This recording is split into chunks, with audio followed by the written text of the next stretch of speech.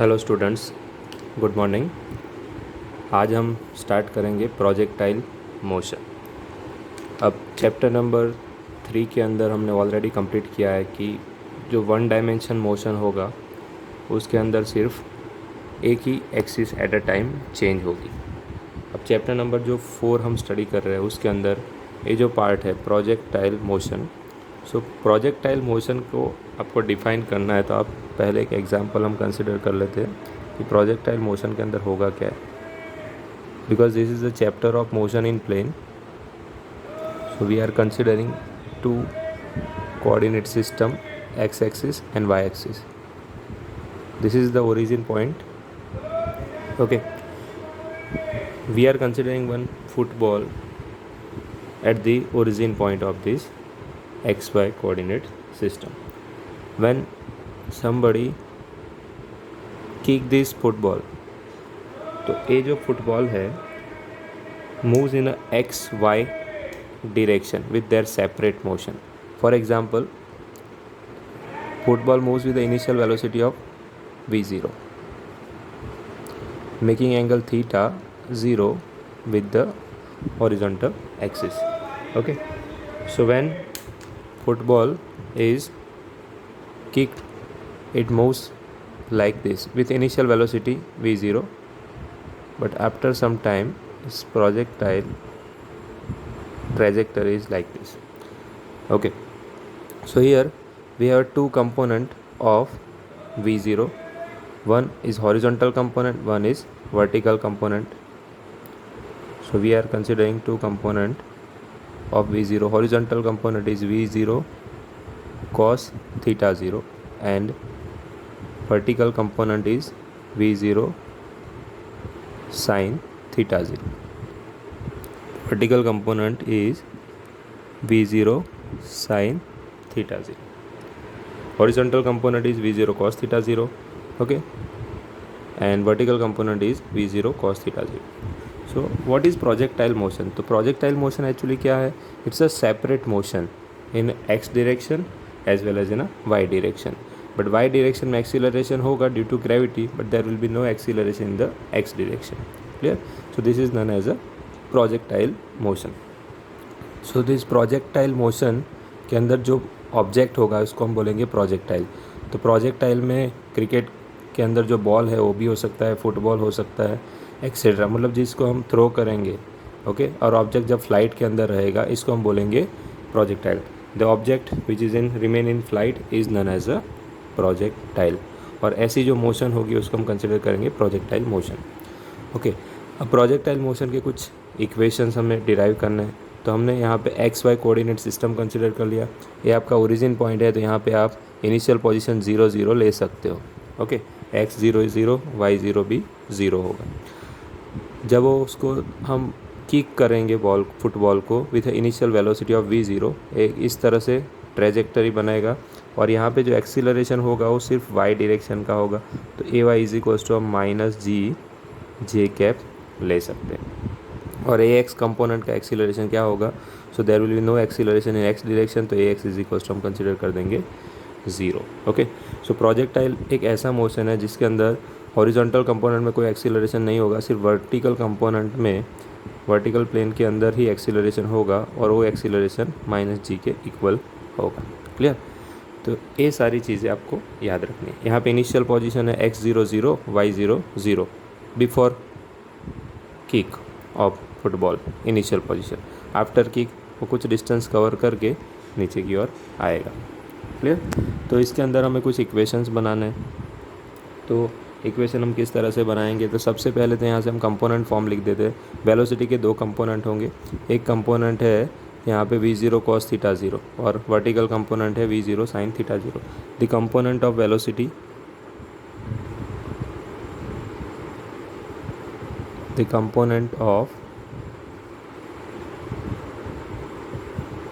Velocity यानी v0 vector.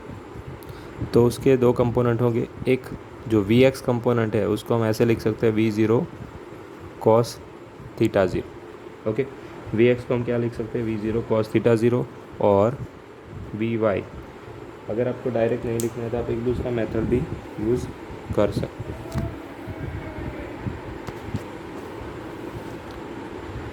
So first we are taking initial position of the projectile.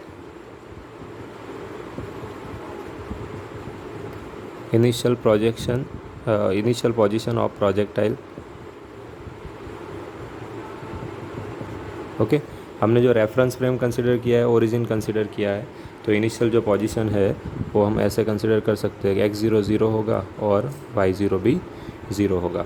After T time मतलब कि जब जो projectile object है वो फ्लाइट के अंदर है तब उसकी पोजीशन क्या होगी, तो जो हॉरिजॉन्टल मतलब x डायरेक्शन की जो पोजीशन होगी वो इतनी वेलोसिटी से जाएगा. और टी टाइम तो velocity is equals to distance upon timing, तो timing is position is equals to velocity into. After T time, after flight, the x component, the position of, okay, after flight या तो after T time ऐसा आप लिख सकते हो. After flight the position of projectile, so x is written as v0 x into t. ये v0 x है, v0 x क्या होगा, v0 cos theta 0 into t. Okay अब v0 x की जगह पे हम क्या यूज़ कर सकते हैं, v0 cos थीटा 0, तो अब इसको इस तरह से भी लिख सकते हैं v0 cos theta 0 into T. ए एक्स का पोजीशन है. ओके ये एक्चुअली आपको इक्वेशन कहाँ से लाना है, तो जो इक्वेशन है ना आपका x is equals to v0 t plus 1/2 at², but यहाँ पे आएगा ax और यहाँ पे v0 x. ओके तो इस इक्वेशन के अंदर ax जो कंपोनेंट है there will be no acceleration in x direction, so ax 0 put कर देना है तो पूरा टर्म निकल जाएगा. इसलिए हमने डायरेक्ट x की जगह पे लिख दिया v0 xt. ओके अब v0 x की जगह पे हम पुट कर देंगे v0 cos theta 0. ax component है इनिशियल वेलोसिटी का. Clear. Same way motion y direction में हो रहा है. ओके तो उसके अंदर एक्सीलरेशन है तो उसका फॉर्मूला सेम हम यूज़ करेंगे v0 y t minus 1/2 ay की जगह हम पुट कर देंगे gt². क्लियर. तो v0 yt minus 1/2 gt². Clear.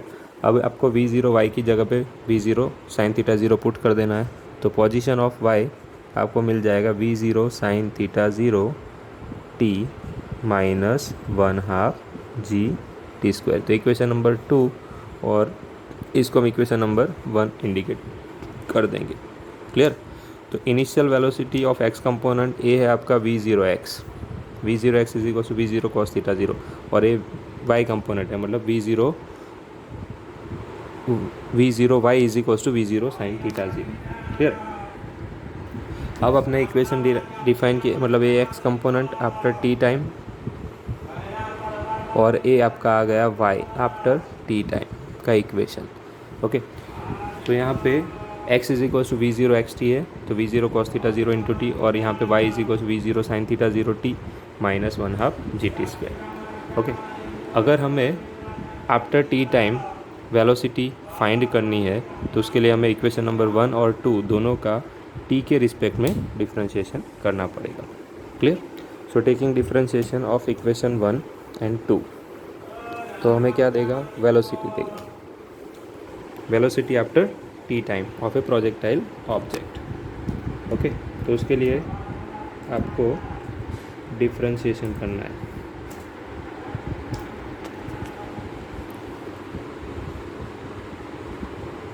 Velocity of projectile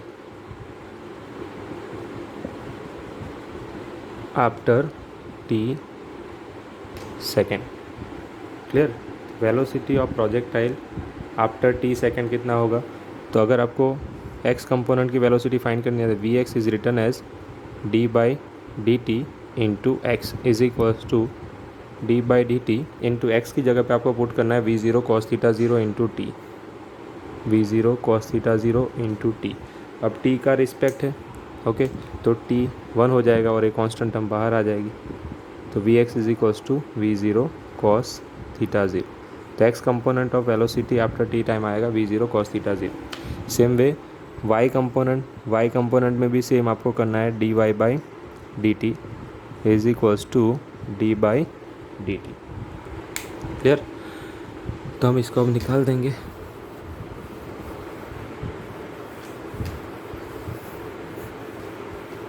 जो y का इक्वेशन है वो पूरा इक्वेशन आपको y की जगह पे रख देना। y का इक्वेशन क्या है? v0 sine theta zero, v0 sine theta zero t minus 1/2 G T square, ये हमने y की जगह पे रख दिया।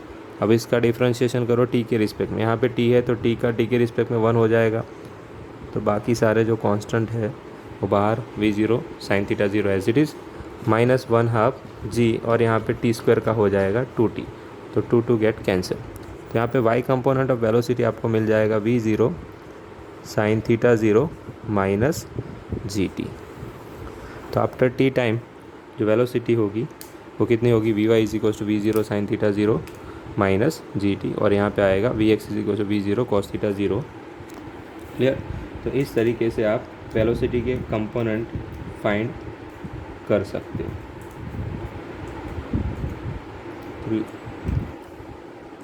नेक्स्ट, जो बॉडी प्रोजेक्टाइल होगी उसके एक्स और वाई कंपोनेंट हमें मिल गए। अब उसका जो प्रोजेक्शन होगा, मतलब जब उसको थ्रो किया जाएगा तो कोई एक पाथ क्रिएट करेगा। ओके, तो ट्रेजेक्टरी जो बनाएगा वो किस तरह से बनेगी वो हमें फाइंड करना है। तो ट्रेजेक्टरी फाइंड करने के लिए आपको जो इक्वेशन नंबर 1 था, x is equal to v0 xt, okay, उसमें से t की वैल्यू निकाल के y के इक्वेशन में पुट कर देनी है। अब एक चीज़ तो हमें पता है कि जो प्रोजेक्टाइल है वो दो सेपरेट मोशन है, x डायरेक्शन और y डायरेक्शन में। y डायरेक्शन का यहाँ पे हम हेडिंग दे देंगे प्रोजेक्टाइल, ट्रेजेक्टरी ऑफ प्रोजेक्टाइल, या तो path of trajectory followed by, bracket में आप पाथ भी ले सकते हो, ट्रेजेक्टरी ऑफ प्रोजेक्टाइल मोशन।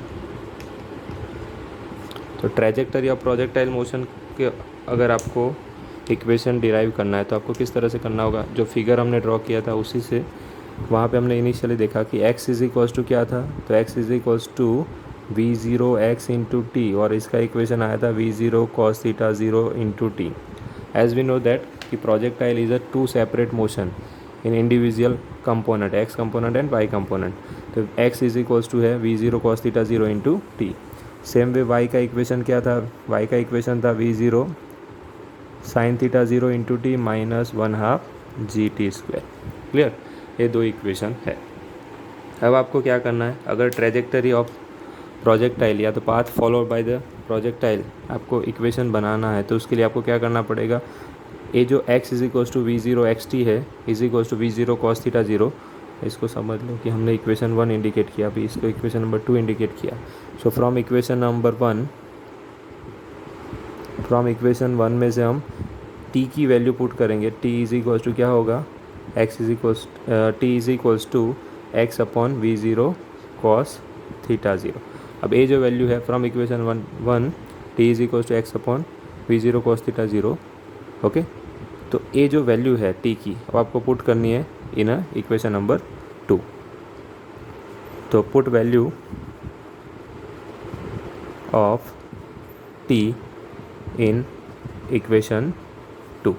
तो इक्वेशन 2 को आपको एज इट इज़ रखना है v0 साइन थीटा ज़ीरो। एक इम्पोर्टेंट थियरम है, derive the equation of trajectory of projectile. तो v0 sine theta zero, okay. अब t की जगह पे आपको क्या पुट करना है? तो t की जगह पे आपको पुट करना है x upon v0 cos theta zero, okay, minus 1/2 G. Again t की जगह पे आपको पुट करना है x upon v0 cos theta zero of whole square. तो यहाँ पे इक्वेशन क्या बनेगा?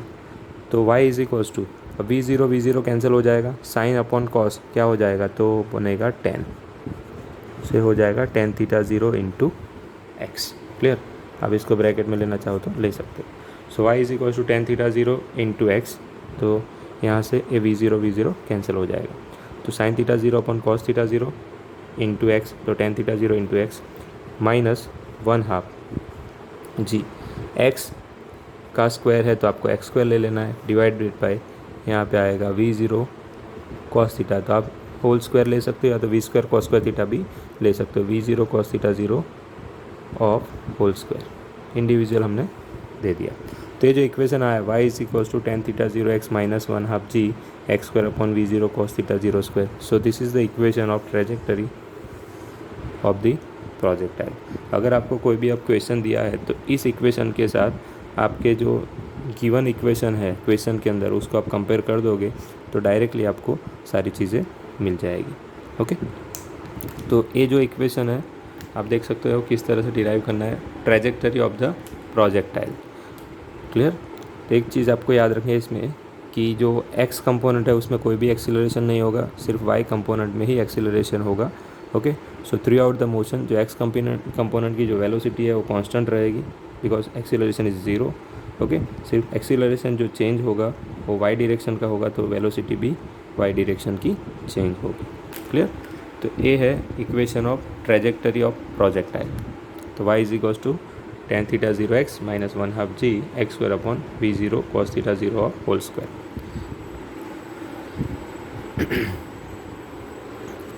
अब उसका जो पाथ है किस तरह से बनेगा, तो एक चीज़ कॉमन है कि जब कोई भी बॉडी प्रोजेक्टाइल होगी तो अपवर्ड में जाएगी, फिर रिटर्न अर्थ पे कहीं ना कहीं सरफेस पे स्ट्राइक करेगी। ओके, तो जब बॉडी प्रोजेक्टाइल होगी तब इनिशियल वेलोसिटी v ज़ीरो होगी, फिर धीरे धीरे y डायरेक्शन की वेलोसिटी चेंज होगी। तो उसका अगर आपको फिगर बनाना है तो आप ऐसे बना सकते हो, x a y initial velocity v zero से हमने उसको थ्रो किया थीटा ज़ीरो एंगल पे, तो उसका जो प्रोजेक्शन बनेगा कुछ इस तरह से बनेगा। इस तरह का प्रोजेक्शन जो ट्रेजेक्टरी है वो इस तरह का बनेगा। यहाँ पे जो इनिशियल पोजीशन होगी वो तो same as first figure v zero cos theta zero. यहाँ पे ये कब क्या होगा तो ये आपको याद रखना है v zero sine theta zero. Clear. अब हर एक पॉइंट पे जो वी ज़ीरो एक्स है वो कांस्टेंट रहेगा, यहाँ पे वी वाई बन जाएगा, वी ज़ीरो वाई नहीं होगा। सेम वे यहाँ पे भी ए कांस्टेंट रहेगा वी ज़ीरो एक्स, यहाँ पे वी बाई ए वी ज़ीरो एक्स आई कैप कांस्टेंट रहेगा, ए बी आई कैप ए जे कैप, यहाँ पे आप जे कैप लिख सकते। यहाँ पे V Y component peak point पे ज़ीरो हो जाएगा, velocity of Y component zero. फिर यहाँ पे जब आएगा तब डायरेक्शन रिटर्न हो जाएगी। ओके, तो इस तरह का सिचुएशन आएगा।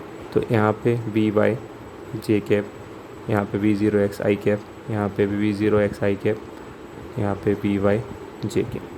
तो इस तरह का उसका ट्रेजेक्टरी बनेगा। एक important point, v y peak point maximum point पे ज़ीरो होगा, v zero x as it is होगा। क्लियर। क्योंकि एक्सीलरेशन जो हो रहा है वो सिर्फ कौन से डायरेक्शन में हो रहा है, वाई डायरेक्शन में हो रहा है। तो ये इसका इक्वेशन आएगा। क्लियर। अगर आपको टाइम फाइंड करना है, टाइम फॉर मैक्सिमम हाइट, जब मैक्सिमम हाइट पे जाएगा अब आपको इक्वेशन डिराइव करना है, time taken to reach maximum time. चलो हेडिंग हम दे देंगे maximum time. So maximum time क्या होगा, मैक्सिमम टाइम को हम इंडिकेट कर देंगे टी एम से। जब बॉडी यहाँ पे रीच होगी, ओके, मैक्सिमम हाइट पे, तो मैक्सिमम टाइम का आप definition, the time taken by projectile to reach maximum height, the time taken by projectile to reach maximum height. Okay, is known as maximum time.